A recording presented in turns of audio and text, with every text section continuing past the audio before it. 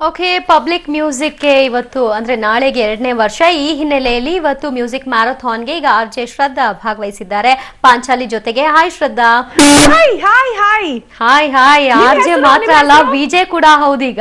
ನಿಮ್ ಹೆಸರು Divya. Hi Divya. Okay Shraddha, ಎಷ್ಟು ಜೋಶ್ ತುಂಬ್ತಾ ಇದ್ದೀರಿ? ಐ ಡೋಂಟ್ ನೋ, ನಂಗೆ ಗೊತ್ತಿಲ್ಲಪ್ಪ. ನಾನು ಏನೋ ಯಾಕೆ ಅಂದ್ರೆ ಶ್ರದ್ಧಾನೇ ಒಂಥರ ಜೋಶ್ಫುಲ್ ಆಗಿರ್ತಾರೆ ಯಾವಾಗ್ಲೂ ಅಷ್ಟೇನೆ. ನೀವ್ ಹೇಳಿದ್ಮೇಲೆ ನಂಬಲೇಬೇಕು, ಕರ್ನಾಟಕದಲ್ಲಿ ಇರೋ ಎಲ್ಲಾ ಜನ. ಹೌದೌದೌದು, ನೀವ್ ಹೇಳಿದ್ಮೇಲೆ ನಂಬಲೇಬೇಕು. ಓಕೆ, ಅದೇ ಜೋಶ್ನ ಆಕೆಗೂ ತುಂಬಿ ಅಂತ ಪಾಂಚಾಲಿಗೂನು. ಯಾಕೆ ಹೇಳ್ತೀರಾ? ತಡಕಡಕ್ ಆಗ್ತಿಲ್ಲ, ಅಷ್ಟು ಜೋಶ್ ಬರ್ತಾ ಇದೆ ಅಲ್ಲಿಂದ. ಇಲ್ಲ, ಇವ್ರು ಇಷ್ಟು ನೋಡಕ್ಕೆ ಸುಂದರವಾಗಿದ್ದಾರೆ. ಇವ್ರು ನೋಡಿನೇ ಜೋಶ್ ಬರ್ತಿರೋ. ನಂಗೆ ನಿಜವಾಗ್ಲೂ ಹೇಳ್ಬೇಕಂದ್ರೆ ತುಂಬಾ ರೇಡಿಯೇಟಿಂಗ್ ಬ್ಯೂಟಿ ಇವರು. ನೋಡೇ ಒಂದಷ್ಟು. ಇವ್ರ ಹೆಸರು ಪಾಂಚಾಲಿ ಇರೋದಕ್ಕೂ, ಇವ್ರ ಕೂದ್ಲಕ್ಕೂ, ಇವ್ರ ಗೆಟಪ್ಗೂ, ಓ ಮೈ ಗಾಡ್, ಇಷ್ಟು ಕರೆಕ್ಟ್ ಸಿಂಕ್ ಹೇಗಾಗತ್ತ ನಂಗೆ ಗೊತ್ತಿಲ್ಲ, ಬಟ್ ಸೂಪರ್. ಓಕೆ, ಪಾಂಚಾಲಿ ಹೇಗಿದ್ಯಾ? ಸೂಪರ್ ಆಗಿದ್ದೀನಿ ದಿವ್ಯಾ. ನಿಜ ನಂಗೆ ಗೊತ್ತಾಗ್ತಾ ಇಲ್ಲ, 1 ಗಂಟೆ 21 ನಿಮಿಷ 28 ಸೆಕೆಂಡ್ ಆಗೋಯ್ತು. ಆಕ್ಚುಲಿ ನಾಳೆ ಇಷ್ಟೊತ್ತಿಗೆ ನನ್ನ ಟಾಸ್ಕ್ ಮುಗ್ದೋಗ್ಬಿಟ್ಟಿರುತ್ತೆ. ಹೌದು ಹೌದು.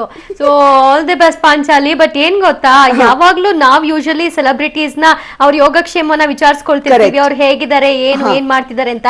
ಇವಾಗ ಎಲ್ರು ನಿನ್ನನ್ನೇ ಕೇಳಬೇಕು ಅಂತ ನಿಜ ಹೇಳ್ಬೇಕಂದ್ರೆ ದಿವ್ಯಾ, ನನ್ನ ಎನರ್ಜಿ ಇಷ್ಟು ಬೂಸ್ಟ್ ಆಗ್ತಿರೋದಕ್ಕೆ ಕಾರಣ ಗೆಸ್ಟ್ಗಳೇ. ಒಬ್ರಿಗಿಂತ ಒಬ್ರು ಸೂಪರ್ ಆಗಿ ನನ್ನ ಎನರ್ಜಿ ಬೂಸ್ಟ್ ಅಪ್ ಮಾಡ್ತಾ ಇದ್ದಾರೆ.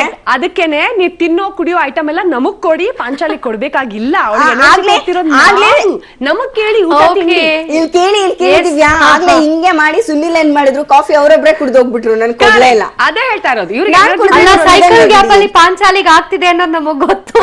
Any how, all the best ನಿಮ್ಮಿಬ್ಬರಿಗೂ ಕೂಡ. Thank you so much for joining with us. Thank you.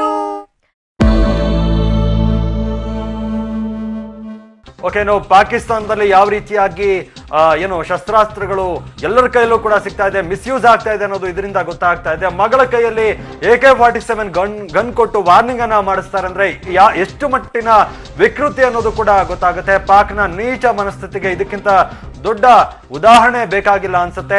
Pak ಪ್ರಜೆಯೊಬ್ಬ ಈ ರೀತಿಯಾಗಿ ಮಗುವಿನ ಕೈಯಲ್ಲಿ ಗನ್ನನ್ನ ಕೊಟ್ಟು ಈ ರೀತಿಯಾಗಿ ಮಾಡಿರುವಂತದ್ದು ಯಾವ ರೀತಿಯಾದಂತಹ ಸಂಸ್ಕೃತಿ ಇದು ಅನ್ನುವಂಥದ್ದು ಗೊತ್ತಾಗ್ತಾ ಇಲ್ಲ. ಇದು ಪಾಕಿಸ್ತಾನದ ಸಂಸ್ಕೃತಿ ಅನ್ಸುತ್ತೆ. ನಿಜಕ್ಕೂ ಕೂಡ ಅದಕ್ಕೆ ವಿಶ್ವವೇ ಧಿಕ್ಕಾರವನ್ನ ಕೂಡ ಹೋಗುತ್ತೆ. ಈ ರೀತಿಯ ಮಗಳ ಕೈಯಲ್ಲಿ AK-47 ಗನ್ ಕೊಟ್ಟು ಒಂದು ರೀತಿ ರಣಹೇಡಿ ಈ ರೀತಿಯಾಗಿ ಮೋದಿಗೆ ಬೆದರಿಸುವಂತಹ ಪ್ರಯತ್ನವನ್ನ, ಅದು ಕೂಡ ಮಗಳ ಕೈಯಲ್ಲೇ ವಾರ್ನಿಂಗ್ ಅನ್ನ ಮಾಡಿಸ್ತಾನೆ ಪಾಕಿಸ್ತಾನದ ಪ್ರಜೆ. ಪಾಕಿಸ್ತಾನದ ವಿರುದ್ಧ ತೆಪ್ಪಗಿರುವಂತೆ ಮೋದಿಗೆ ಮಗಳ ಕೈಯಲ್ಲಿ ವಾರ್ನಿಂಗ್ ಅನ್ನ ಮಾಡಿಸ್ತಾನೆ. ಪಾಕ್ನ ನೀಚ ಮನಸ್ಥಿತಿಗೆ ಇದಕ್ಕಿಂತ ಉದಾಹರಣೆ ಬೇಕಿಲ್ಲ ಅನಿಸುತ್ತೆ.